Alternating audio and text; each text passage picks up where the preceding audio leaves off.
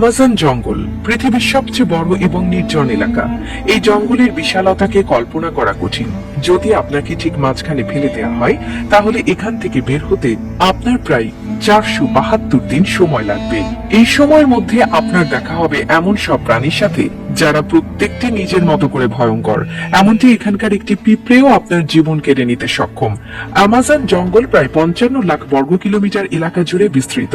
এখানে বাংলাদেশের মতো 37টি দেশ বা ভারতের মতো 2টি দেশ সহজেই জায়গা পেতে পারে। 8টি দেশের মধ্যে এই জঙ্গলের বিস্তার রয়েছে: America, Brazil, Peru, Colombia, Bolivia, Venezuela, Ecuador এবং গায়ানায়। পৃথিবীর মোট অক্সিজেনের 20% আসে এই জঙ্গল থেকে।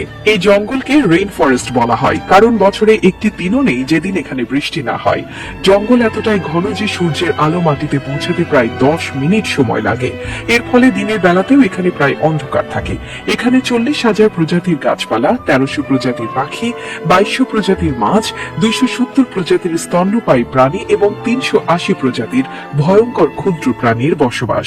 জঙ্গলে আছে গ্রিন অ্যানাকোন্ডা, বিশ্বের সবচেয়ে বড় সাপ। এটি প্রায় 33 ফুট লম্বা এবং 250 কেজি ওজনের হতে পারে। এটি এমনকি নিজের চেয়ে বড় প্রাণীকেও গিলে ফেলতে পারে।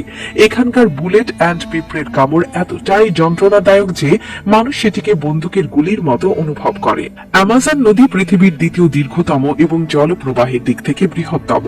এই নদীতে প্রতি সেকেন্ডে 2,19,000 ঘনমিটার জল প্রবাহিত হয়। এতে বাস করে প্রচুর কুমির, ইলেকট্রিক ইল এবং বিরল গোলাপি ডলফিন।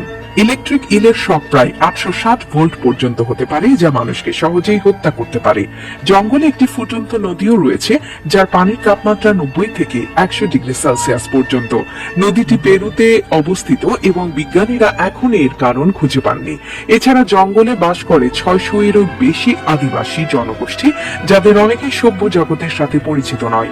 আমাজন শুধু একটি জঙ্গল নয়, এটি এক অপার রহস্য। এর প্রত্যেকটি অংশই প্রকৃতির শক্তি এবং রহস্যময়তার প্রতীক। তাই আমাজন রেইন ফরেস্ট সম্পর্কে জানতে গেলে আমাদের প্রকৃতিকে সম্মান করতে শেখা উচিত।